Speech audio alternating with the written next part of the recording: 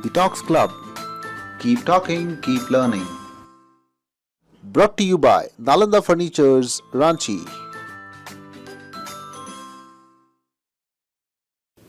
आज एक पंछी का ख्याल आया। इस पंछी को खुले आसमान में देखने का इजाज़त तो है, पर उड़ान भरने की हिम्मत नहीं। बड़े बड़े इसके सपने इबादत तो है, पर पूरा करने की काबिलियत होकर भी नहीं। मासूम परिंदा ये दुनियादारी से कोसों दूर, नए अनुभवों की भूख थी इसको। सिर पर केवल नीले अंबर का सुरूर, पिंजरे से क्या छूटा एक बार, दिल मचलता था इसका, मानो मिली थी रिहाई। खुशी से झूम उठा ओह नादान और आंखें थी भर आई।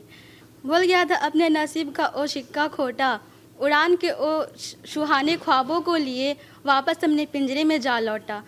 लोहे में कैद उसका ज़मीर ना जाने रोज़ कितने आंसुओं से लदा था। माफ़ करना दोस्तों, मैंने पहले बताया नहीं, ये पंछी बदकिमती से परकटा था।